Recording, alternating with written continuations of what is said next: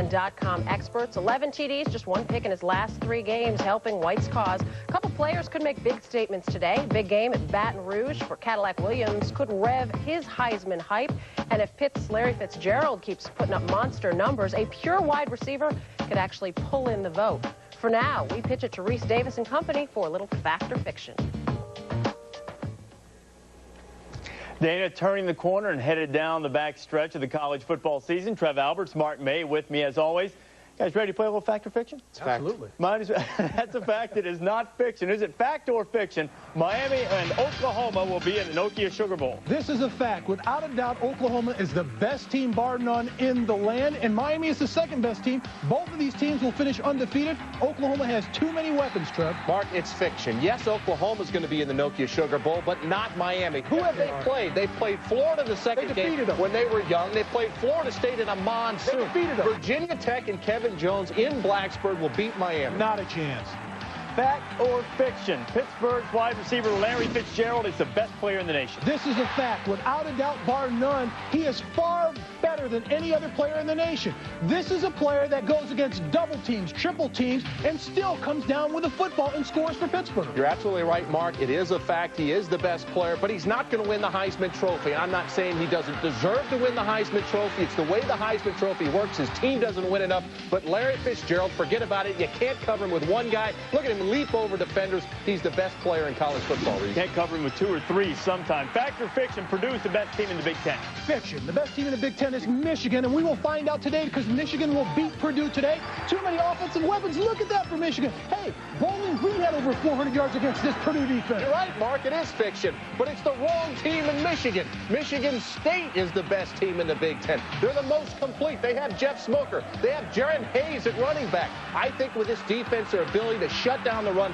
and be multidimensional on offense, Michigan State is the best team in the Big Ten. Find that out next week, too. Fact or fiction? Auburn will reach the SEC title game. This is a fact. They're hitting on all cylinders now. Look at the Cadillac run. Nobody can stop him. He may be the best running back in the country. They will win the SEC West, and they will win the SEC championship game. That is a fact. They are unbelievable. They're playing well. They'll reach the SEC title game, but you know what? They're going to lose because the Georgia Bulldogs are still the best team in the SEC, Mark. They beat Florida. Mark, they are not. Georgia can throw the ball, they can run the ball, and defensively, Brian Van Gorder's unbelievable. They're the best team in the SEC. Mac Daddy's Northern Illinois will finish undefeated. Fact or fiction? Fiction, and this is why they struggled in a lot of games this year. They're going to play their 2 toughest games the remainder of the season. Today, they're going to lose to Bowling Green. Later on in the season, they will lose to Toledo. Wow, Mark, come on, it's a fact. It's the most complete team in the MAC because of this right here. Josh Haldy can throw the ball if you stop Michael the Burner Turner. That's the whole key. They can run, they can throw, and don't forget, the most physical team in the MAC conference.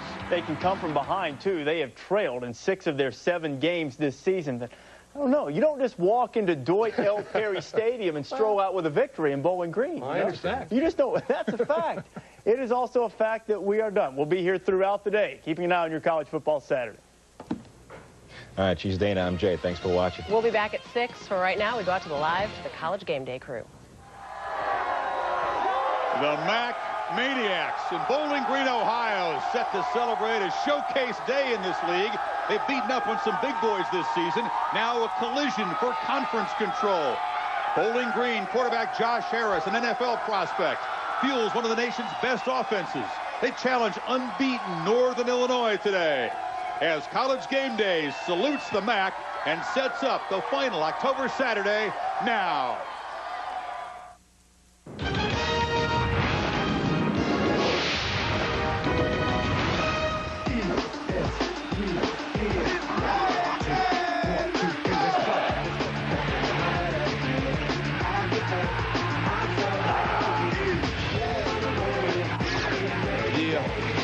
Yes, sir, that time of year's finally here. Game day with Bubba K. Low and beholding back attack just won't go away. Northern Illinois refuses to let the dream go. They better hang on tight Saturday at Bowling Green. Going down the stretch run, here they come for the Heisman. Jason's in the lead, but Larry ain't too far behind him. Can't forget about Super Simmons or K. Jones. Things are heating up. If you can't take it, you should stay home. Finally, the only poll that matters has arisen. Simple ones beating teams waiting in the wings. If the undefeated can't escape the season clean.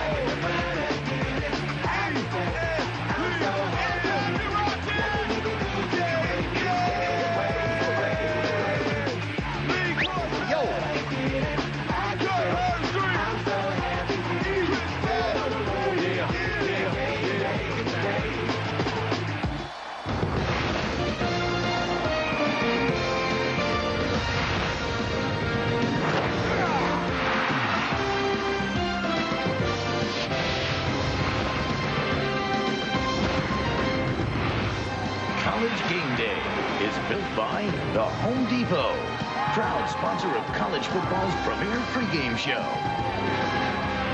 South of the Big House and north of the Horseshoe sits the Doit. Doit Perry today sold out for the 4th time in 38 years. The most hyped MAC regular season game ever.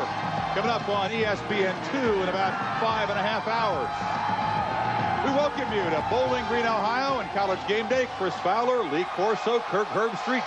There's 3 Mid-Americans here. Illinois versus Ohio at that end. Oh, yeah. Former head coach at Northern Illinois. That's Your right. dad was an assistant coach in the MAC. That's right. That's right. We haven't been here before, but these folks got it down. Heart. They got it down here. They're ready to go. Mid-season form. When you think about it, we're 1 7-point loss at Ohio State away from this being 2 unbeaten teams in the top 15. You got Tostitos Fiesta Bowl and FedEx Orange Bowl scouts watching this game in that press box here today. I mean, it's been a strange year. Another strange day, maybe? No question about that, because, you know, Virginia Tech, when they lost, it started a win, stay in, lose, you're out type of playoff system for college football. I'm extremely interested to see how top 10 BCS teams with 1 loss, like USC, LSU, and Purdue, how they react to that pressure. There's a lot of pressure on people now, boy. It's a big game. Yeah, it's like a playoff. It is. know, and the loss to Virginia Tech on Wednesday night could maybe just be the beginning of this. The BCS this past week came out with their initial release of the standings.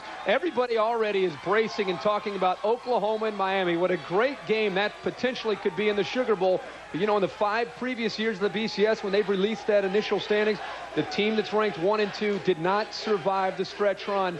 Maybe this year it'll happen, but Miami still has a long way to go, and Oklahoma does as well.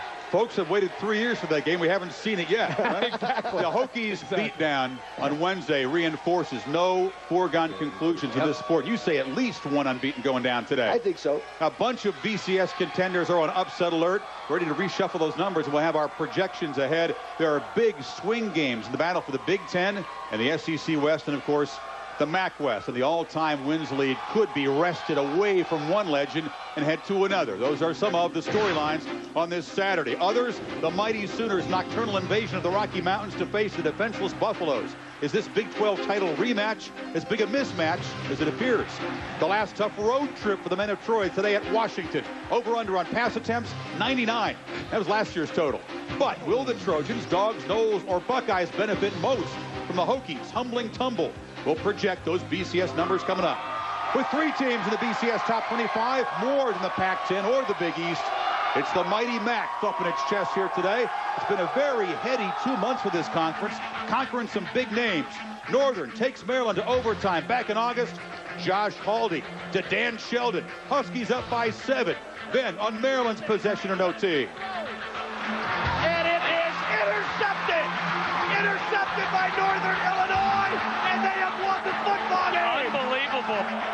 Then Bowling Green's Josh Harris lit up Purdue, Kirk. Well, Josh Harris has had a great career, but this throw in this game might have been his best moment as a quarterback for the Falcons. A little controversial there. On September 20th, the landmark day, K-State turns it over. Rambling, bambling, stumbling. Marshall wins. In Toledo, number 11 Pittsburgh gives up 461 to Pittsburgh area native Bruce Gradkowski. Toledo wins at home in the final minute. And then down in Tuscaloosa, it's Haldy to Sheldon again. Michael the Burner Turner goes for a $156. Northern wears down Alabama.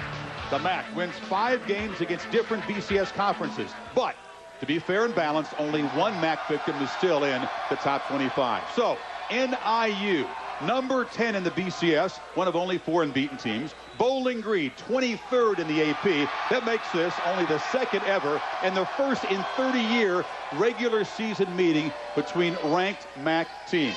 Truthfully, though, not invading the polls, not busting the BCS. It's just winning the MAC West, getting to the title game, getting to a bowl game. That's all that these players want to talk about. Last year, it was Bowling Green, went to NIU, ranked, undefeated, and the hype got punctured. That's why you see a lot of payback signs right here. So, which team can step up today and seize this big moment?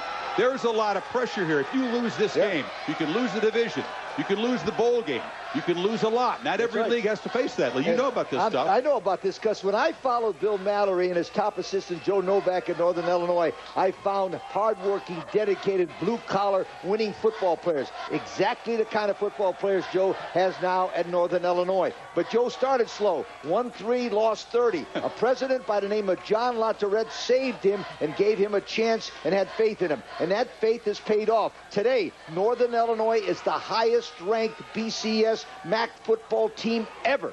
I mean, that's a hell of a statement right there. You're breaking down some history on the MAC here. Yep. And Lee, you know as well as I do, the MAC has always had a team or two capable of pulling off a big upset. What we're seeing this year is a lot more depth in the MAC, and I think it has a lot to do with the scholarship reductions down to 85. Schools like Ohio State and Michigan can no longer stockpile all these great high school recruits in the Midwest. So instead of going to Ohio State and Michigan being third or fourth string, they're going to Bowling Green, they're going to Miami of Ohio, they're going to Northern Illinois, and they're giving the schools in the MAC outstanding skill and talent, and Chris, especially at quarterback, because you can look at the MAC conference this year and make an argument that top to bottom, the MAC might have the most depth at the quarterback position of any conference in the country. I agree. I think the MAC's always had pretty good skill, Chad Pennington and so on, and Marshall. But the big linemen, that's a situation, too, that's improved in this league. They're physical. Great recruiting. You're going to see some great offenses here. Greg Brandon at Bowling Green, #2 in total offense. But there's also a great tradition of coaching in this conference. I have a few names like, you know, Paul Brown and Woody and Bo. And, Mr. Corso, back in '84, he inherited a 10-2 team. That's right. With 4-4-1. Look at that's a good look right there. I mean, is that? Look at that. Look at the hair. Was I buffed up or what? Look at Chicago Marriott breaking it down like a politician. Like Slept in the stadium, didn't you? Yeah, well. You look like the senator there breaking it down. I'll tell you, that was unbelievable. If it wasn't for Northern Illinois and a guy named Bob Brigham, I wouldn't be where I am right now. He got me back in coaching. More memories. A look at other great coaches in this MAC conference coming up. And also, Ed, we're going to talk more about the BCS because those numbers have been reshuffled after the Hokies lost. We're going to tell you how close, how controversial it might get. The Tide and the Vols had big plans when the season began. Before they line up today, we'll look back at where things went wrong. And Joe Paterno now shares the top spot on the coaching win list, but he can hear the whispers. I just hope I'm smart enough. And I hope I got enough people around me going to say, hey, Joe, it's over. It's over.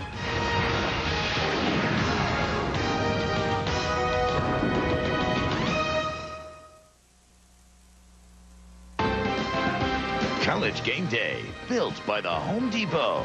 You can do it. We can help. In part by Singular, the wireless company that fits you best. Oh, we're saluting the MAC here about a little Conference USA love. TCU, one of those 4 unbeaten teams. They're actually ranked ahead of Northern Illinois in the coaches poll, behind the Huskies in the AP. They're well down in the BCS because their schedule is rated the second weakest, and they do have 4 3-point wins. Their best win's probably South Florida. They visit 5-2 Houston tonight. Well, their quarterback's a little bit banged up, Ty Gunn, but the strength of the team is the defense, going up against a true freshman quarterback in Kevin Cobb, and TCU will put a lot of pressure on him, and I think TCU's defense will win a close game. I don't agree with you. I think this is my first of 2 upset special today. Upset special, Houston upsets undefeated TCU. Okay. First of 2. That's right. Another one. Where will the other one be? Team. Meanwhile, Big 12, Nebraska is seeking redemption for a 22-point loss against Iowa State last year. Huskers #1 in takeaways with 29. Well, they had 8 turnovers last week. Chris, you mentioned that gives them 29. Josh Bullocks is playing outstanding. They're putting a lot of pressure on quarterbacks when they throw. Problem for Iowa State is they cannot stop the run. Look for Jamal Lord to get crazy today on the option. And Josh Davis, who has quietly had a great year for the black shirts this year, the black shirts, the red shirts, the white shirts, it won't matter today. Josh Davis, Jamal Lord, they will run the ball with authority today for Nebraska. Well, defense, you know, Nebraska's defense has forced more turnovers in 7 games than they did all of last year.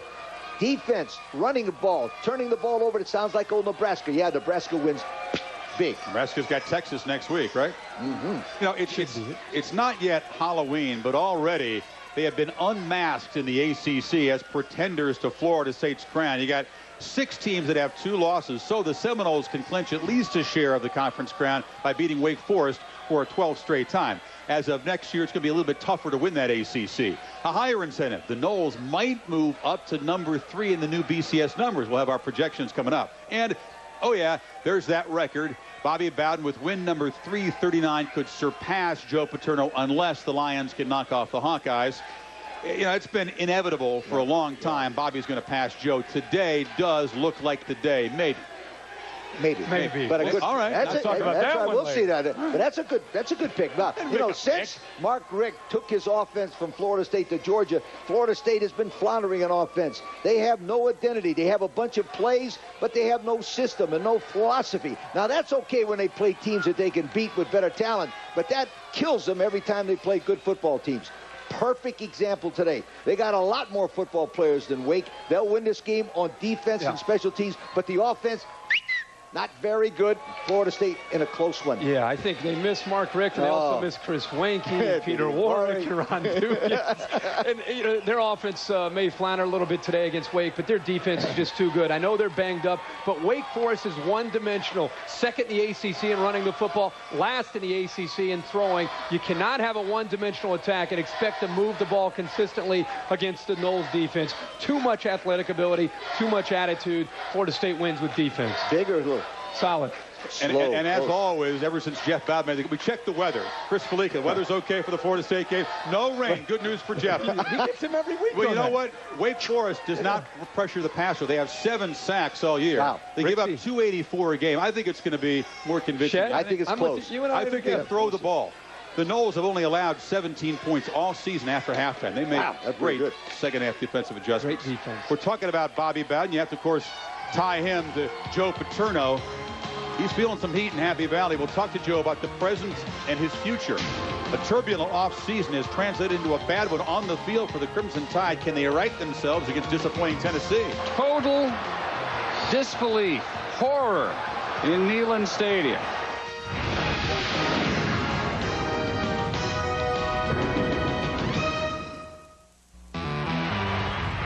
Now, the hottest pitch and catch combo in the NFL, Dante Culpepper from the UCS Mac School to Randy Moss of Marshall Mac School. Just thought we mentioned it. You like that? Yeah, I like that. Good throw. You know, Alabama certainly knows about Mac power. And these are strange days when the third Saturday in October arrives, and the Crimson Tide and Tennessee are 7-7 combined. It's only the second time in 19 years neither team's in the top 20 at kickoff.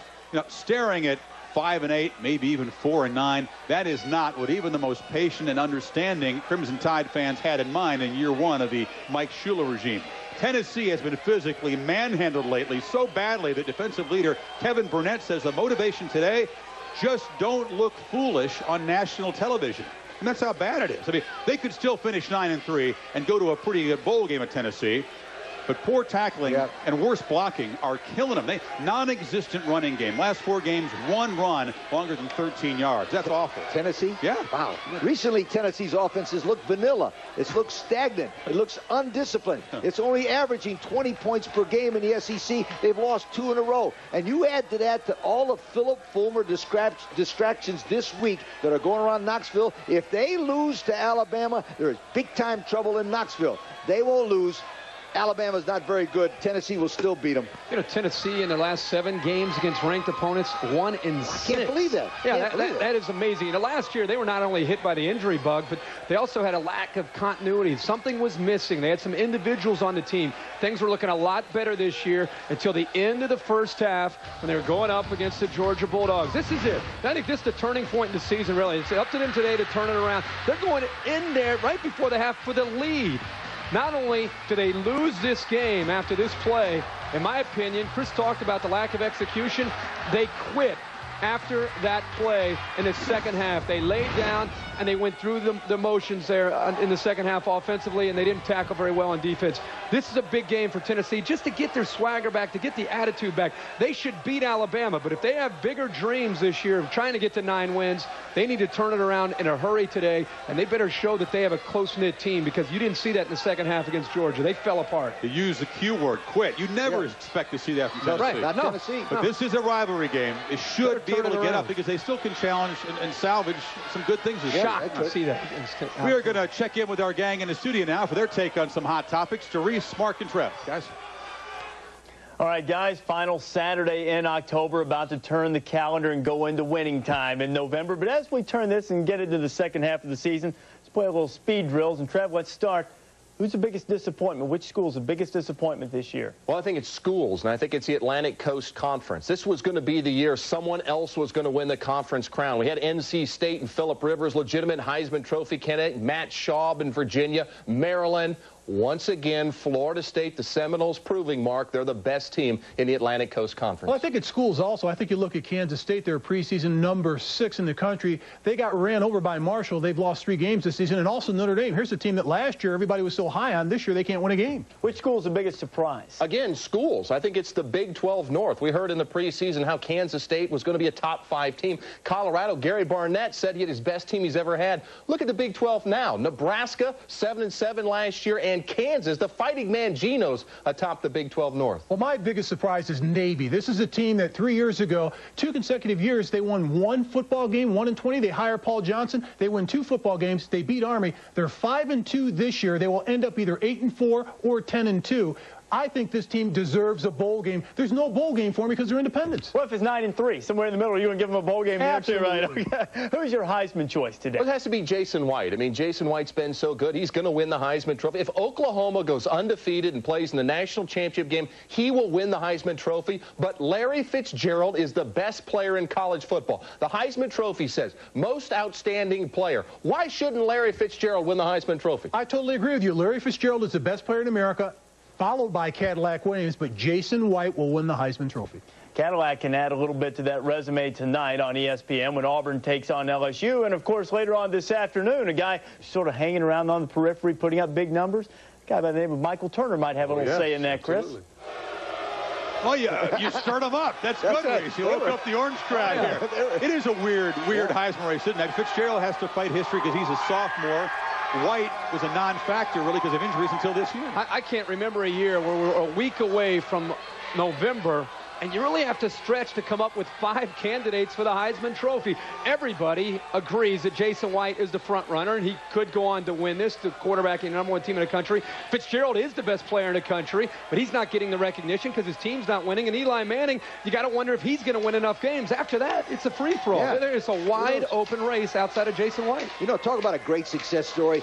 Jason White had 6 career touchdown passes before this year, and now he's the leading candidate. But I'm going to give you even a better story than that. In 1963, a junior quarterback at Notre Dame named John Heward threw for 243 yards and 1 touchdown the entire season. The next year, Ara Parseghian comes in. John Hewitt won the Heisman in 1964 after 243 yards and 1 touchdown the next year. Is that unbelievable? Only in America. Only in Notre Dame. In America. Only in Notre Dame. That's and America and Notre Dame. You know what's interesting when you see the straw polls? White may be a clear front runner, but I don't think there's one candidate that has strong, unwavering support of the vote. I think they jump off a guy, jump on a new guy at the last minute in a heartbeat. Where are the running backs? Steven Jackson was up there until the Washington game last week. He's gone. There's just no running backs. The spread offenses. Well, last year we had Larry Johnson and Willis McGahee in New York City. This year, nothing. Nothing. We'll have some people there. Don't worry about it. Some guys will emerge in the next Somebody month. step up. A good time at the Yale Club.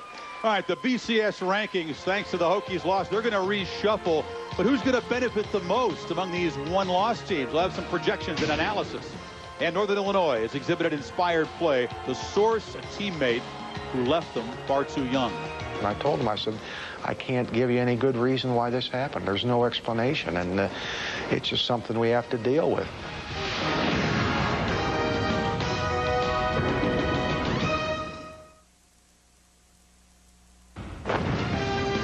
You're watching College Game Day, built by the Home Depot. Welcome back to this special day in the MAC, a collision of 2 schools enjoying special seasons. You know, teams like the Huskies and the Falcons share a close bond of guys who are overlooked, maybe underappreciated. For Northern Illinois, there's another cause that has drawn this team together. A teammate who should be sharing the excitement of a day like this. Shea Fitzgerald was a gentle giant, a guy who overcame dyslexia to succeed as a college student, a guy who had NFL potential as a lineman. But that dream ended exactly 2 months before the Huskies' opening night. Tom Rinaldi, who has the story now of a man who has inspired his football brothers not to win for him, but to live like him.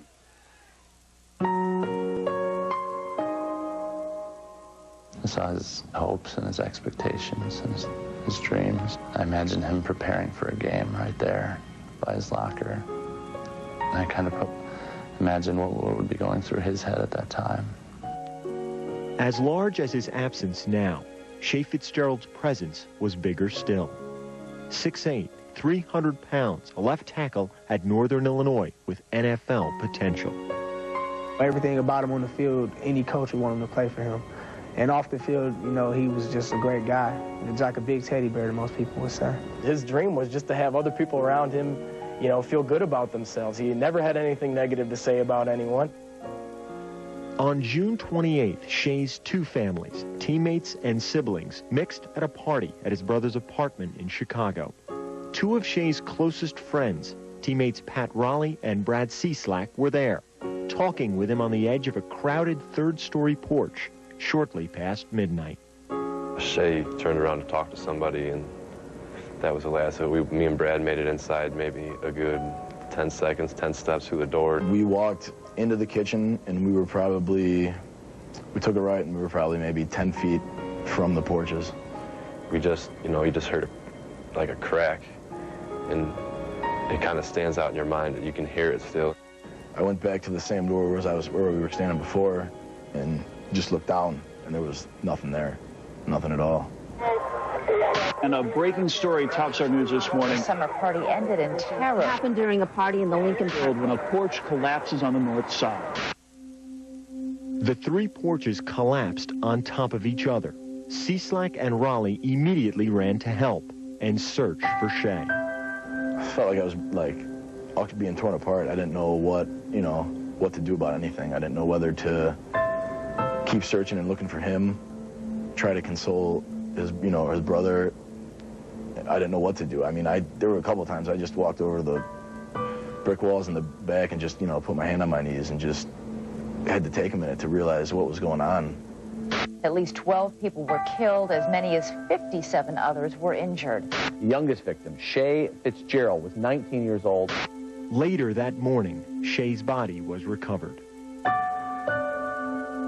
His family and his team began their missions of grief and acceptance.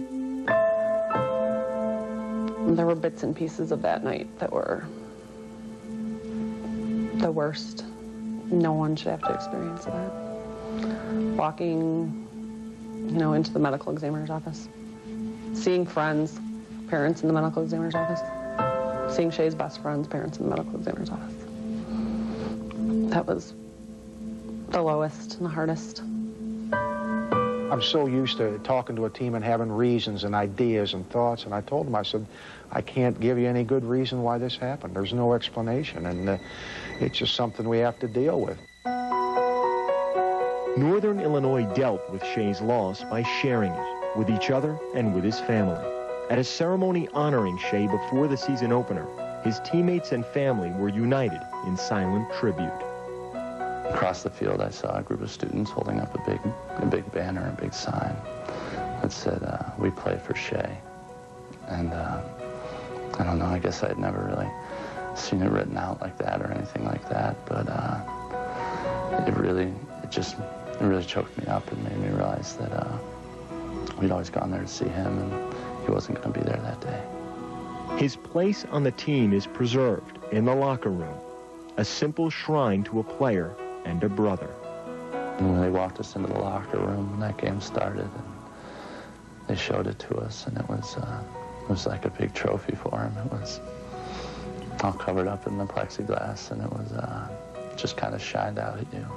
I get motivated every time I look at his locker, because no matter how hard any situation in life gets, whether you don't want to practice or this hurts or that hurts, I mean, the kid lost his life, and it's something that could have been avoided. And it makes you just look at life totally different. This season at Northern has been about more than winning for the Fitzgeralds. It's been about memory and healing, as much as a season can be. You overcome a hardship, and you're going to deal with it, and you're going to learn from it. And it's going to make you a stronger person. And I think this experience is probably going to make me a stronger person, but I don't really want to be a stronger person if this is what you have to go through. What has been the lowest point? I think it hasn't happened yet. I think it'll probably be when the football season's over, and that's a constant reminder. And it's a good reminder to me that he's there, and I can just see him with a big smile on his face, cheering him along. And I think when the season ends, it's going to be a lot harder to remember him. But that's what I try and do, is just always remember him. Joe Novak heard the terrible news the day he landed in Hawaii on a vacation, went right back to the airport and flew home to be with his team. Shea's brother read a letter to Shea as his eulogy, and in it he read, "Shea, all those who have ever had the pleasure to meet you, read about you, or even hear stories about you will remember you always. You will not be forgotten. I can promise you that." That is true for his football family at Northern Illinois as well. They will wear number 76 patches on the front of their jerseys and also the back of their helmet. College Game Day will continue. Joe Paterno, feeling the heat in Happy Valley. We'll hear from Joe. A very candid conversation. And what's going on in the Big 12 Conference? As the guys mentioned, some very unpleasant surprises there. College Game Day from Bowling Green will continue after this.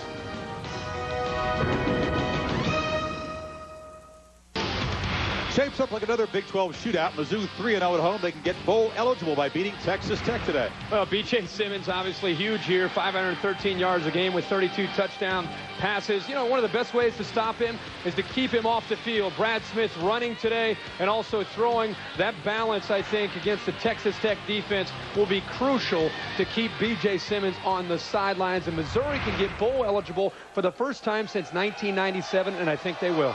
Remember, only one team in college football averaging more yards total offense than Simmons. Scary. And these guys, Bowling Green, of course. The team that survived that 100-point track meet in Lubbock, Okie State, is a week away from all the hype of Bedlam down there in Norman. It's a strange concept that the Cowboys game at Kyle Field, where they haven't won in 20 years, might actually be a look-ahead game. And that's bizarre. But the Aggies are staring at possibly their first losing season in 20 years down there. They are banged up. They got turnover issues. They got defensive issues. Jamar Taylor, the best receiver in the history of the program, he's out. They got troubles. It's going to take Coach Fran a few years. Give him some time to rebuild it, and he'll be able to do that. But right now, they're just too young, especially on defense. They're giving up a lot of points. Oklahoma State has not been able to go to Kyle Field and win since '83, and it's because of those great A&M defenses. That's not there this year. The balance, not only Rashawn Woods catching the ball, Tatum Bell leads the conference in rushing. Balanced attack from Oklahoma State. They'll go into Kyle Field, and they'll get it done. Oklahoma State will set up a big one next week at Norman. Give you another reason why. Texas A&M has allowed 35 points at least in the last of the 4-5 games. That's not good. This is even worse. Oklahoma State's fourth in the nation scoring. That's worse. Oklahoma State, nice win for them. They got to be careful down there. I'm not going to give you the double not so if I'm not really feeling it because I went against them last week. Right. You know, Coach Fran, by the way, he wants multiple Heisman votes because he's already faced Larry Fitzgerald. He's got Simmons here, Rashawn Woods, Jason White in 2 weeks. He's seen them all. Oh, man. Meanwhile, the Sooners on upset alert in Boulder, but Colorado 115 pass defense, dead last in scoring defense, and now OU Texas Tech. Gary Barnett and the embattled coordinator Vince Okru, they look foolish, they say, because they thought this was going to be a good defense. The Buffs' rushing offense also second worst in the conference. Fragile is how Barnett describes the Buffalo's psyche.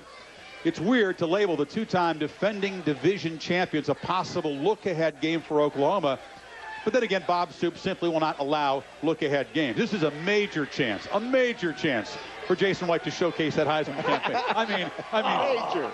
Speaking like an alum, we love right. CU this year. They're really struggling. Their pass defense, Chris just touched on it, has struggled all year. About 19 touchdown passes alone. That number's going to go up by at least 4 today. Jason White gets most of the credit, but there's plenty of credit to go around. And I think one of the guys that deserves as much as anybody should be Mark Clayton, the wide receivers from Oklahoma. That's the difference this year with Oklahoma, the speed and the ability to get downfield in a hurry with those great receivers. Look at Clayton catching the ball in traffic. He's been a big difference, and he's the leader of this depth. Now, 40 points a game Colorado's allowing. When you're playing Oklahoma, who's just on a roll, steamrolling to New Orleans in the Sugar Bowl, that's not a good thing. Oklahoma not only wins, but they win once again big. You know, under Bobby Stoops, he's famous for having great defenses, and you would think that's the way they're winning this year. Not so fast, my friends. Let's take a look at that Oklahoma sensational offense. They're number 2 in the nation in scoring. They got the number 1 Heisman Trophy candidate. They can score from any part of the field. This should be a disaster. A disaster for Colorado. Oklahoma, big time. Big time. You know who deserves... Double Nelson? No, hell no. No, you know who deserves credit? He doesn't have the nerve. You know who deserves credit for Mark Clayton? Steve Spurrier Jr. is the guy that said, let's give that guy a scholarship. The skinny kid, he could not bench press 150 when he got to OU. He's a different player. Yards after the catch. A lot of them tonight. Yeah, the BCS Inc. Double, not so. I'll give you a double. Hey, the BCS numbers were meaningless, 48 hours old. We got our projections and analysis coming up. What does the loss mean to the Hokies? A frustrated Frank Beamer tries to regroup. Here come the Hurricanes next week. We'll look ahead coming up.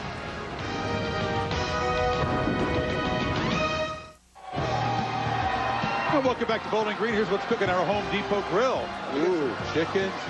They never save anything for us. You know that?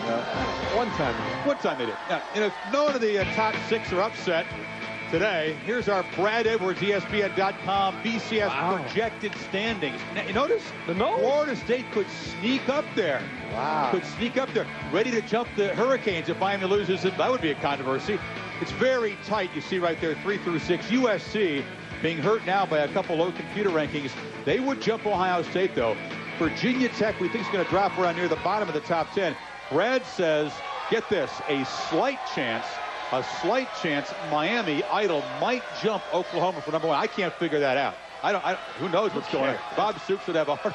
Maybe not. It doesn't really matter. No, forget it, Brad. It ain't going to happen. Listen, let's take a look at Oklahoma. Last year, Bobby Stoops and his staff learned a valuable lesson of their team being confident and being cocky. Well, being overconfident and cocky cost them the Oklahoma State and Texas A&M games. Knocked them out of the championship.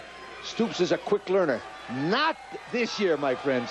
They'll be ready. Well, the adjustment of moving Eric Bassi out and Dante Nicholson into that secondary, they're not having the breakdowns in the back end the way they did last year against A&M and Oklahoma State. Plus, that schedule's very nice. After today, one more game on the road, and that's Texas Tech at the end of the year, and then the Big 12 title. Don't worry about Oklahoma. They'll be fine. What I'm looking forward to is Miami. Can Miami survive at Virginia Tech after the way the Hokies went out and played? Can they survive later against Pittsburgh? Because if Miami loses, total chaos. The BCS brass gets very nervous because now you have not only Oklahoma at the top, but you have 5 or 6 or 7 teams that are saying, what about us? What about us? And you just said Miami might be sliding down. Maybe Florida State moves up. Can you imagine if we have that again from the year 2000? Florida State loses to Miami and somehow gets ahead of them. I know you would. Great TV. Oh, you would love that. Oh.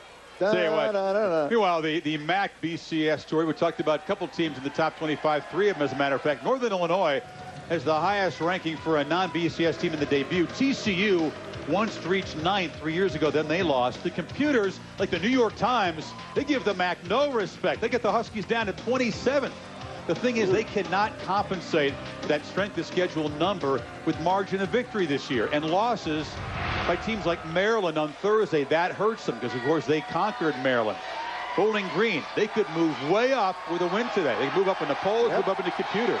What's a team to watch, you think, that has a loss already? My message to people who follow the BCS is just relax. It's late October. We're just getting started here. And when teams are going to move up and down, the cream will eventually rise. And I think the team to keep an eye on, the Georgia Bulldogs. I think Georgia, of all the one-loss teams, still has Auburn to play. They have Florida to play. They have Georgia Tech to play. So their strength of schedule, if they win those games, is going to go up, and they will climb in the BCS standings if they go out and win those games. I'm looking out the West Coast. USC and Washington State, if they both win this week, they played next week, the winner of that ball game, nice schedule, and no Pac-10 championship game. Big advantage. That's a monster game in the Coliseum. You think? Enough. No. Too far. The old Seattle Times rankings that used to help out those Pac-10 teams, they're killing both SC and Washington State. Doesn't that computer know where it's plugged in anymore? I don't understand. All right, we'll get back to the SEC West. Cadillac rushed for almost 500 yards, 8 touchdowns his last 3 games. Does he have enough gas to beat LSU? And the Trojans, talk about that game up in Washington. SC's wild bunch, too, ready to tee off on Cody Pickett.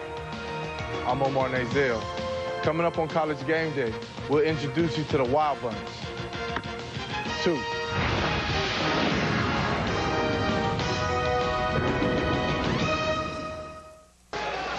Well, what conference has the least meaningful home field edge? Hint, Trojans, Huskies right there over the shoulder. Pac-10 home teams are just 8-7, trying to reverse that trend and perhaps stage another late season surge. Washington, if SC can survive this, the only other road trip is at lowly Arizona. Footballs are going to fill the air again. Last year they combined for 709 passing yards on 99 attempts. This is a chance for the Trojans D-line to tee off on Cody Pickett. The Wild Bunch 2, named for the 1969 team's originals, which have been immortalized on a trophy on campus. So pull up a big old Cardinal and gold easy chair and let's meet the Wild Bunch 2, shall we? This front four is really living up to their reputation. Don't have 3 seconds against this Wild Bunch 2 outfit. We are the Wild Bunch 2. Al Cowling, Jimmy Gunn, Charles Weaver. They were all great players, and they, led the team to, national prominence, by their defensive line play. And it's just an honor to be named, second Wild Bunch. Sean Michael Cody, the first defensive tackle. My pops was a big Notre Dame fan, so therefore I was a Notre Dame fan. But his daddy kicked me out of the stadium when I was recruiting him and told him, says, Coach, my son's not going to your school. Omar Nazil, defensive end. Loudmouth. He craves attention. He's always the loudest person in the locker room in the Galen Center, and he always has to let everybody know where he is. The mouth of East Oakland. Mike Patterson, defensive tackle. He has the quickness and the leverage that Sapp has. He doesn't talk quite as much as Sapp did. Goes by the name of Fat Pat in the tuna maybe. That's not a name. That is not a name, okay? You can stay with Baby Sapp and that Fat Pat thing. Y'all call the cat whatever you want, but he's affectionately known as Fat Pat. And everybody knows. It's not affectionately known at all. Everybody knows the deal. You know what I'm saying? Keep it real. That's his own personal nickname. That ain't nobody else. Kanachi Udeze, defensive end. Probably the only defensive lineman that will argue about any stat that he will have. Yeah. First thing after the game, he's asking Chris for the stats. Man, Chris, let me see the stats. I don't know what's going on. I got a sack. That was not a half a sack. This guy will jump on the pile and expect to get his .5 in the tackles. That's who we are. That's who we are. And that's who we are. And that's who we are. Obviously a very tight group. I want one of those chairs. That's a very impressive looking chair. Yeah, it is. Please don't tell me without great defensive line that it's all about establishing the running game. No. Please don't tell me. No, there are a few athletes that happen to attend Southern California. They lost their entire backfield, including a 4-year starting quarterback who happened to win the Heisman Trophy. It's going to take a little bit of time for USC's offense to get going, and they've been able to do that. Matt Leinart in his last 3 games is playing well, I think, because of the running backs. Herschel Dennis gives him quickness. He is a true sophomore. Lindale White, true freshman, gives him power. And here's the future superstar, Reggie Bush, true freshman, gives him kind of a combination of both. Last week, Washington did a great job of containing Steven Jackson, held him under 100 yards. First team to do that all year. They're coming into this game. They're coming back home. A lot of confidence. Problem is USC has just too much balance and too much of a confidence of their own. I like USC in a close game in Seattle. Good pick. 2 weeks ago, Washington gave up 8 sacks against Nevada. 8. They changed their pass protection, thank goodness. You give Cody Pickett a chance. And watch horrible pass protection by those big fat tackles. They go right to the inside, and it's all over. Big red. No, but look at this one, Kirk. They changed to a nice zone protection. Yep. They got those guys blocking. All of a sudden, Pickett, touchdown pass. They're looking a lot better. Now, Washington has won 3 of 4 at home, but the only game they lost at home, Nevada. USC is better than Nevada, so USC. That one hurt. Oh, you showed me the nice tape, then you gave me the butt. That one hurt. USC that one hurt him right here. That hurt me. That one hurt you. Hey, guys, in Pullman, Wazoo has to avoid the look ahead. They call it couging it in the Pac-10. We got the big showdown in the Coliseum. Oregon State comes limping in. Poor old Beavers had a soul-searching team meeting after that collapse. First of all, you got to hang around in this game because the Cougars are the best first quarter team in the nation, 75-8 edge. And they throw the ball so well. Washington State's quarterback, Matt Kegel, is sensational, and boy, he starts throwing that football real early, and he throws it late and keeps on throwing it until he gets to the kid named Chris Jordan. Now, Chris Jordan, number 2, this is his first career touchdown pass in the left-hand corner right there. That's wonderful. Now, Washington State will use a running back named Jonathan Smith more today in the inside than Kirk. They're going to throw the ball on the outside and keep throwing it on the outside and keep throwing the outside. Washington State wins a big one. I love Matt Kegel. He is a tough guy who's filled in some big shoes for Jason Gesser, playing great. I think Washington State is number 6 in the country, though, because of how they're playing defense. Attacking style, a lot of experience. Let's take a look at our EA Sports virtual playbook to really get a feel for what they've been doing well and what they're going to try to do today against Oregon State. Oregon State's going to be in the shotgun. They're going to get back there with Derek Anderson and Steven Jackson. Now, you're going to watch Will Durning, a middle linebacker who has tremendous power. One-on-one opportunities here to get to the outside. He has speed to get out there to defend Jackson and make the open field tackle. Now, when they go back to throw, the push up the middle is crucial because it doesn't allow Anderson to step up. And that's going to allow Isaac Brown time to come up with a big sack. They are putting a lot of pressure on opposing quarterbacks. Even when they don't get the sack, Didi Ochelano will get the pressure, making Derek Anderson throw it a little bit early. He throws it into traffic. This is really pretty. Isn't that nice to see all that? Jason David there to make the interception. Derek Anderson leads the nation right now with 14 interceptions. He's going up against a defense that puts a ton of pressure on him. And I think that's the difference. Washington State defense coming up with the picks. Over-under on penalty yards in this game, 250. These teams both have major problems. We will come back. We'll talk about the showdown of the Big House. The Boilermakers try to finally break through. You get booed here, huh? Auburn managed to secure a place atop the SEC West as the son of a preacher man. Says the Tigers have found inspiration. And he's like, God rose on the third day, and Auburn football rise on the third game. And everybody just believed in it, and it hit right on the head what we was going through.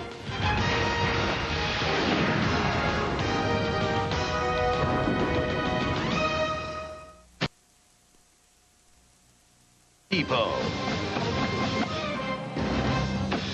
Hey, Lee, this is Eli here in Oxford. I've been listening to you on Game Day talking about it, so I understand why you can't bring the whole Game Day crew down to Oxford, hang out in the Grove, and see some of these pretty women. All right. Hey, that's a criteria. We haven't used that yet. That's right. He sounds like a deciding factor. You know, Eli's dad, Archie, was the quarterback the last time Ole Miss was still in the SEC hunt in October. By the way, Eli has 26 passing records or total offense records that at one time his dad shared. Wow, that's pretty good. I tell you what, Eli Manning has a lot of Heisman numbers, but the most important ones to me are, number 1, he's number 1 in the SEC in total offense, averages over 14 yards per reception, but this is my favorite. He's won 5 games. He's beaten Alabama and Florida with a defense that is next to last in the SEC. There's a perfect pass long, a scramble pass here. The guy deserves a shot at the Heisman. He's that good. But Arkansas's ball control offense will give him all kind of trouble today. But Manning, on the last second, throws a touchdown pass, and Ole Miss wins. Oh, it's all about the motive. Eli Manning has been getting it done in Oxford for over 3 years.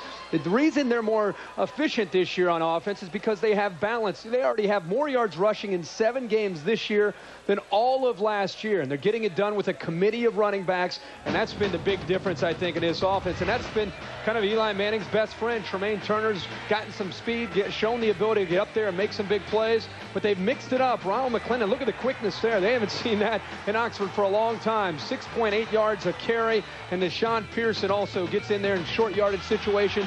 He also has a burst to help them out.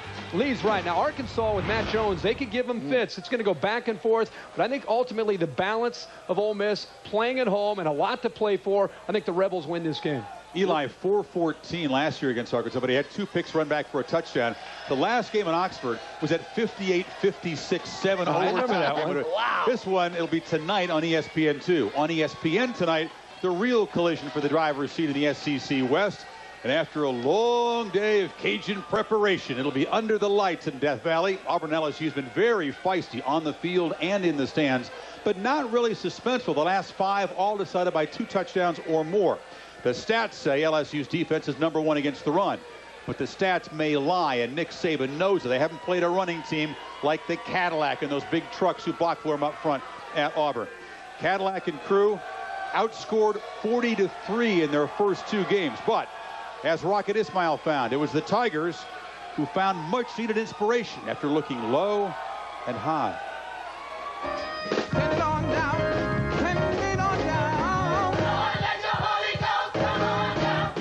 If you've been by divine appointment. If you believe these things, give me 3 claps. Give me 3 claps. Reverend Sam Dansby was called by his son, star linebacker Carlos Dansby, to address the 0-2 Auburn team the week of their 3rd game. My first perception of them, they were spiritually dead. They played with no passion, played with no excitement. Nobody was having fun. So I thought they needed a spiritual lift. And he was like, God rose on the 3rd day, and Auburn football rise on the 3rd game. And everybody just believed in it, and it hit right on the head what we was going through. It just happened to be a life-giving word to them. It was like spiritual mouth to mouth. Dansby and his teammates outscored their following 2 opponents 93-10. Prior to the next game against then number 7 Tennessee, Carlos called his dad, seeking another gospel. Sam spoke of Joshua. He said, Joshua, son of Nun, rise up and lead these people into the land that I promised them. It made me feel like I was Joshua.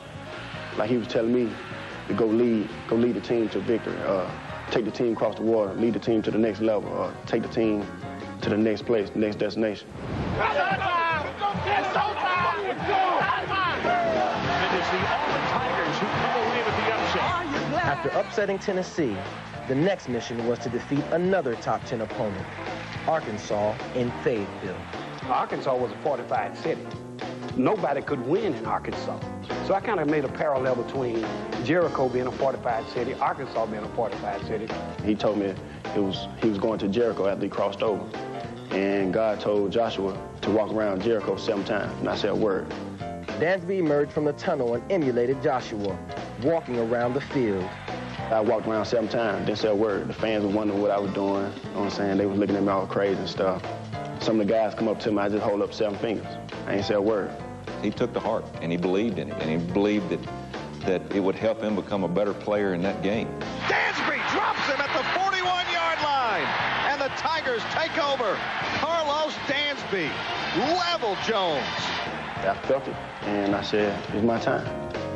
And that's what I've been believing. That's all I've been saying from ever since that day. It's my time. Being a preacher's son is not an easy task. Most kids rebel, but God taught me to give my sons rope, mercy. He called me to preach. He didn't call them. And to see him stand up and lead his team, it makes me feel good that I did accomplish some things. Somebody tell God thank you. Hey, kids tell Sam thank you. He coaches football, basketball, baseball. Has an inner city youth program in Birmingham called Bibles and Balls. You know, Dansby, his son, certainly blessed. He's a top 10 NFL prospect, according to Mel Kiper Jr. But I did notice something. That inspiration, more effective when you got Vandy and Western Kentucky coming there than SC. I noticed that. That wasn't very. No, I remember. That wasn't, all right, no, I mean, Auburn's preseason, boy, their expectation was great, especially offensively. When they didn't score a touchdown against USC and Georgia Tech, they panicked. Oh, it was all over. Then, hallelujah, this play happened in the 2nd quarter against Vanderbilt. Now, Jason Campbell hits Jarris McIntyre. Now, watch this. Hallelujah. He runs over all the guys.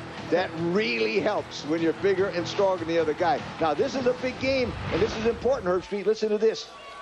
LSU's going to score first, and they're going to win the game because in their first 2 losses this year, Auburn never led. Never once. They led every time when they win a game. So LSU scores first and wins. LSU at home, huh? What do you always say to me? Good pick, partner. Good pick. The piece was great because after all the preseason hype, that's what happened to Auburn. They became complacent. They lost their mental edge. What's happened in these last 5 games, they've simplified things on offense. They're playing with a new attitude. And tonight against this great LSU defense, not only Cadillac Williams, Jason Campbell has to step up tonight for Auburn to go into a hostile environment and be able to win against the LSU Tigers. He's got to get Jarris McIntyre involved. Lee just showed you how he can go through people. He can also go around people with his quickness, and Courtney Taylor needs to get more involved and show his playmaking ability because LSU leads the nation. They lead the entire nation in defending the run. Look for Jason Campbell to make a few passes, especially on 1st and 10, try to open it up, and then it's going to be Cadillac Williams. I like the balance of Auburn going into Death Valley and winning a very close game. Good pick. Not the not-so-fast official pick. No, not yet. We're waiting for that. That's coming. We got a good one. We got a good one. Nick Saban says whatever quarterback plays better wins. You're going with Campbell. You're going with Mock. Efficiency of Campbell. You know, by the way, also in need of divine inspiration, by the way, and maybe even divine intervention, is 2-4 Notre Dame. They've lost 3 of the last 4 to Boston College. Glenn Earl out with a knee injury. The Eagles very hungry to atone for their meltdown at Syracuse. It's their first home game in a month. Not good situation, Notre Dame. Is the Willingham honeymoon officially over? Looking for divorce court, maybe. I'm telling you why. Let me tell you. 8-0 at this time last year. Tyrone Willingham was a genius. Since then, 4-7. And people around South Bend are wondering if he can motivate his team. Offensively, average to below average. They only average 12 points per game. The Boston College team is made up of nothing but Notre Dame rejects. And I'm going with those rejects to beat the Irish. Well, I think it's tough for me to look at Tyrone Willingham in 2 years and say that, boy, he's on the hot seat, or what's wrong with Tyrone Willingham. Give the guy, like any coach, give the guy 3 or 4 years to recruit his personnel to fit his system. Brady Quinn's going to be a potentially all-American type of quarterback when he's got some receivers and offensive line and running backs and a balanced attack to work with. Right now, they don't have that. That's the reality of the Notre Dame situation. I think Boston College at home will take care of Notre Dame, and the slide will continue. But I think it's really tough. Yeah, the early expectations, because of the success last year, it was kind of smoke and mirror there. Fans don't want to hear reality. I mean, in this day and age, you've already had 3 coaches fired. It's not yet November. Jackie Sherrill announces his retirement. But you have an untimely loss out there.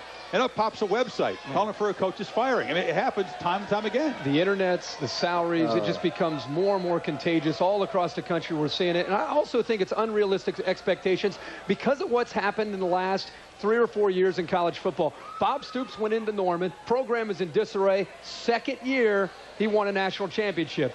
Jim Tressel went to Columbus and to coach Ohio State, and within his second year, the Buckeyes won a national championship. That, I think, has caused this knee-jerk reaction across the country that we need to win right now. Yeah. And it's not good enough to wait 4 or 5 years to let them recruit. You know, because I was fired at least a year or 2 in advance before they really got me, I really resent the idea that lots of people take shots at coaches and don't know the facts. You know why? Because it hurts the family more than it does the football coach. So I'd rather do this. Let the guy finish his career and then make a decision based on what kind of human being he is. But, boy, I don't think it's right to take shots at coaches on that internet. Those sneaky guys.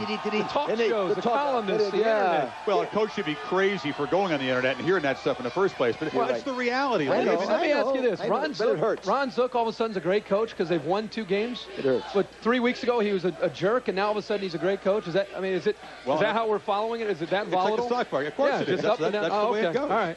Well, it's a chance for you to weigh in. You could be on your way to the BCS, the singular championship text challenge. Which team has been the biggest disappointment in college football? Is it the Irish, the Vols, Nittany Lions? We'll hear from Jopa coming up. Or is it Texas? Wow. I don't know about Texas. Coming up, college game day from the MAC. Teams settle into their rightful spots in the Big Ten. Kyle Orton, can he make it a landmark day for the Boilermakers? And a candid conversation for Jopa. Will he know when it's time to go? I'm still excited because of the fact that I think it's a good young team that eventually is going to be pretty good, and I would like to be part of it. The game passing by, that's a lot of hooey.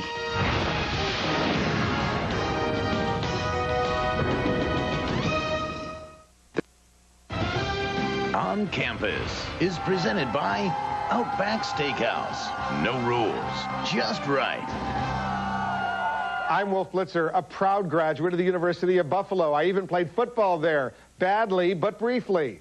And I'm just one of many alumni from around the MAC conference. Here's a look at some others. Yeah, Wolf was a Buffalo Bull, huh? There's Tim Allen, Western Michigan, 1976. Of course, Dave Letterman, Ball State, 1969 degree. Actor Michael Keaton, star of Batman and other movies, went to Kent State. NBC Today Show host Matt Lauer left Ohio U, 4 credits short of a degree, went back and got that degree. Our own studio host from ABC, John Saunders, played hockey at Western Michigan there, 74 to 76. Arsenio Hall went to 2 MAC schools. Started at Ohio U, transferred to Kent State, where he got his degree. And famous Clevelander comedian Drew Carey went to Kent State for a brief time. You can also throw in Dick Enberg and John Saunders said a bunch of other guys like Jane Pauley and Luther Vandross. These future distinguished Bowling Green graduates pumped up for this game because they remember what happened last year. Bowling Green, unbeaten, ranked in the top 20, went to Northern Illinois and got all that stuff punctured. As the Huskies crowd intimidated Bowling Green, it was a tough loss. Northern Illinois on their home field. Josh Haldy finds Powers the 18-yard touchdown. Northern Illinois jumped on him 17-0. In the fourth quarter, it tightened up, but Josh Harris intercepted by Randy Drew. Northern Illinois wins that game. So payback is the motivation here, and you're going to see some potent offense. Bowling Green, number 2 in total offense. Northern Illinois takes a very different approach. You got Haldy, who's the Ohio native from Madison, back in his home state. You got P.J. Fleck with 57 catches and a very physical running game. Well, if you go back to the beginning of the year, I think Northern Illinois gained a lot of confidence as a veteran football team with a couple big wins. Of course, opening it up against Maryland and going down to Tuscaloosa and winning at Alabama. The man that has carried the load is Michael Turner, 5'11", about 235, runs a legit 4.4. He's got great low center of gravity, unbelievable strength in his legs, and that allows him to break through arm tackles, and Bowling Green's defense will have to be ready to tackle him if they want to try to slow him down. What makes Northern Illinois so effective is if you load up to stop that running game, that's when Josh Haldy can throw the football, especially to P.J. Fleck. They make big plays at the pass game, and that balance, I think, of Northern Illinois, Bowling Green better be ready to stop these guys. Boy, that's perfect stats, because in the last 3 ball games, Northern Illinois has averaged over 35 points a game. So if Bowling Green has a chance to win this ball game, Josh Harris has to bring his A-plus game. Now, Josh can run the option. He can also scramble, as we're going to see here, and throw a touchdown pass that beat Purdue right here. Oh, what a great play now. He can beat you with his arm, but most important, Josh Harris in the last 3 weeks has ran for over 230 yards and 5 touchdowns running the football. This guy is a great athlete. And a great coach, I think, is Greg Brandon, the offensive coordinator under Urban Meyer, who's doing a great job at Utah. Brandon has all kind of offensive influences here. This is going to be fun to watch, even in the rain. I think these offenses can cope with the rain. Now to the Boilermakers and the Wolverines in the Big House. You know, Bob Greasy was the quarterback at Purdue last time they won up there. He grew up, had a kid. Brian grew up, went to Michigan. He's an NFL veteran, and Purdue still hasn't won there since. Are you kidding me? 6 shutouts, an average of 8 points a game in that losing streak in Ann Arbor. But the Boilermakers say the big road win at Wisconsin, finally winning a close game, gives their confidence a huge boost. But remember, Michigan still controls its own destiny in the Big Ten race as well. Rain also expected up in Ann Arbor. Can the Boilermakers handle that one? Well, the Purdue defense is going to keep them in this football game today against Michigan. But if the Boilers are going to be able to go into the Big House and expect to be able to upset the Wolverines, they're going to have to continue to get very efficient play from their quarterback, Kyle Orton, who's been playing incredibly well with great decision-making and throwing the football downfield. Only 2 interceptions on the entire year. Now, this is last week against Wisconsin, and we all talked after the game how impressed we were with the variety of things that Orton could do. Of course, underneath the accuracy and arm strength to deliver the football accurate almost every time he throws. This is the thing that surprised me. Here's a 3rd and long. He gets into the open field here. He's got great presence in the pocket, and he shows you a nice little quickness there to get upfield to pick up a first down. And this is the other thing he can do very well, buying just enough time for Ray Williams to get deep down the field, to come up with a big catch. And look at the touch right over the shoulder of Williams to set up the game winner. It's that versatility that Orton has that gives him a chance against those boys today. Now, Michigan can't put pressure on a quarterback. They have only 1 sack in the last couple games. They have to blitz to be able to get that pressure, and because of that, you're kind of feeding into what Purdue wants. Balance on offense, tough defense. Purdue goes to the Big House and upsets the Wolves. You're picking Purdue. I'm picking Not Purdue. so fast, my friend, which is by now. I want to say anything, but it's 4-3. I'm leading. Right, now, Purdue has one of the greatest passing attacks you'll ever see underneath. So that Michigan to get them, I don't agree with my friend. I think they're going to blitz from the outside. They're going to blitz in the middle, and they're eventually get Kyle Orton. Now, watch Larry Stevens, number 13, come from the outside right here. Ooh, this Stevens can fly. Look at him. Ooh, that's it right there. Now, Carl Diggs. Watch him sneaking up around the chicken coop. He's coming right up the middle to get old Horton, knock him down. Not so fast. Michigan wins, and my man, Steve Preston, I got to say his name. Punt return, long pass, Steve Preston, Michigan wins. Not so fast, the home favorite, huh? All right. You picking one upset today? All right, I'm going to stay tuned. At Iowa, the Hawkeyes try to play catch-up, and the Lions are trying to just halt the free fall here. You know, Jopa trying to keep the bowl hopes alive, trying to perhaps keep a hold of a piece of that record. At 2-5, the fans are grumbling, and an ESPN.com poll revealed that about 75% of the people believe Paterno should retire at the end of this season. Trust me, Joe doesn't own a computer, and he doesn't really care about his critics. I visited with him. I found him, you know, not resigned, but defiant. He was telling stories about getting beat up as a kid in Brooklyn, but his dad sitting him down and saying, don't let him knock the fight out of you. Joe certainly has plenty of fight left, but when does defiance become denial? Joe Pa's about to be down by 3 touchdowns. Holy Toledo! Can you believe what's happening here in central Pennsylvania? Sounds so damn, you know, phony to say to you, I don't believe I'm 76. Okay, I don't feel that way. You know, it's hard for me to believe I'm 76 years of age. So, you know, when I go on the field, I don't go out there, you know, I go out there with the idea, hey, you better get your rear end moving, or I'm going to kick your butt, you know. And I do, and that's why I like to coach, and I have fun with them, and I think the kids appreciate it. So I don't think I have it. I really don't. I think I think I'm okay. If the game passing by, that's a lot of relief. I think the next thing for me is to prove that we can win again. I mean, until I do that, then I expect to be criticized. He now stands alone as the winningest coach in major college football history. Congratulations, Joe. You broke Paul Bryant's all-time win record. It was a very emotional moment for you. Your wife was on the field. It was a career highlight, I'm sure. You may not be able to keep that record when you and Coach Bowden. Bobby Bowden's going to do that to me. I don't know. Would he? Would he do that to me? Yeah, I think he wants to win as badly as you do. Bobby Bowden. Listen, I don't care about the record. If it was somebody else, maybe I'd feel differently. But I really do enjoy. Bobby and I have been on a lot of trips together, and Sue are close friends, and we've you know. So I get X number of wins, and he's got X number plus 10 wins. I mean, so what? What's it going to be to me? It doesn't mean anything. You know, it's just something that's in the papers once in a while, and it doesn't make any difference, really. What about the Willie Mays quote? Because he's not the only one to express sentiments about that. About going too long? Yeah. You know, I just hope I'm smart enough, and I hope I got enough people around me going to say, hey, Joe, it's over. It's over. Go play with all your grandkids. If I was even in doubt that I was in any way doing something that wasn't beneficial to this university, I think I'd back out of it like that. I really do. I really do. You know, that's talk. Talk is cheap. Give a scenario for how you want to step out, or what your final game is. Is it walking off the field playing Michigan State or some bowl game? MacArthur had it, the greatest speech of all times. He said, old soldiers never die. They just fade away.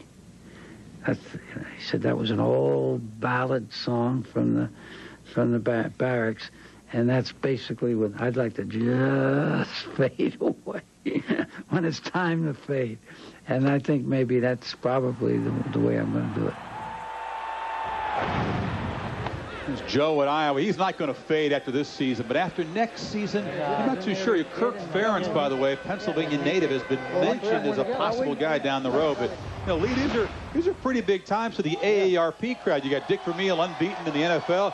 Jack McKeon, 1 win away from the World Series at age 72. Not so fast, my friend. Someday you might have one of these cards right there at AARP. It's terrific. Yeah. It's terrific when you have an accident. They can come and get you. Now, I think Joe Paterno will stay at Penn State as long as he wants to stay there. But here's the important fact that I think of, and I can understand this factor. It's like an aging athlete.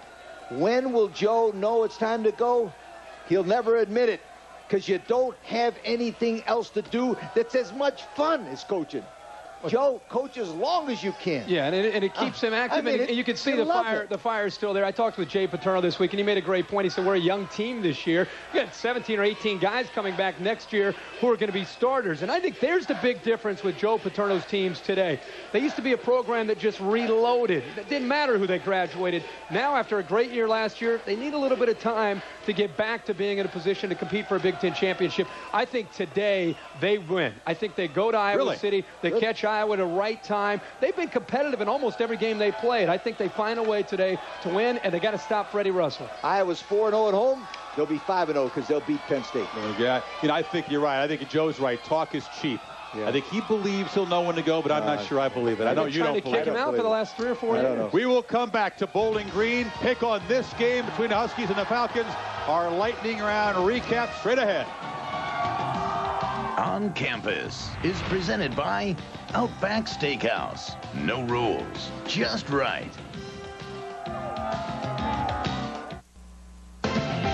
College Game Day, built by the Home Depot. You can do it. We can help. In part by KFC. KFC's popcorn chicken is back, and it's bigger and better than ever. Get some today. And by Singular, the wireless company that fits you best. Lightning round. Does Purdue win at Michigan for the first time since '66? No, Michigan wins. Steve Preston, big play. Purdue's best team in the Big Ten. They get it done with great defense and a balanced offensive attack. Do the Trojans get trapped up in Seattle? A possible look-ahead game. No, they won at Notre Dame. They can win at Seattle, USC. I think Washington's coming in with a lot of confidence, especially on defense after last week. But I think USC's just too good a team. They'll win, but they're going to have to fight to win this one. Does Wazoo look ahead? They host Oregon State. No, Washington State passes and wins. Keego will have a big game, but I think it's really the Washington State defense defending Oregon State that's the difference in this game. Auburn, LSU. Who wins tonight on ESPN? Don't tell me the Tigers. Be more specific. LSU wins. They score first and beat Auburn. I think Auburn's attack with Jason Campbell tonight. Which quarterback's going to win the game? That's what it's going to come down to. I think it'll be Jason Campbell. He's playing very well these last 5 games. Pettit versus Beckett, World Series Game 6. Yankees in 7. It's got to be 7 now. We called for Yankees in 6. I think Pettit will get them back, and the Yanks bounce. If they win today, it's over. They win it in 7. Breeders' Cup Classic. No, we don't have time. Let's talk about the Falcons and the Huskies. Can BG prolong that home field winning streak? Can Northern prolong its overall winning streak? One of the biggest MAC regular season games ever. Kirk Herbstreit. Well, I look forward to seeing these players. Michael Turner's had such a great career. Looking forward to seeing him. But I think the difference in this game is revenge for Bowling Green and Josh Harris's ability to make the play on the run and throw. I like Bowling Green to win it. Rita. Former Husky head coach is going with Frida the Falcon. Look at the gloves. Look at them. And the gloves. It's unanimous. We thank you for joining us from MAC country. The Buckeyes and the Hoosiers are next. We'll see you later on today from Bowling Green.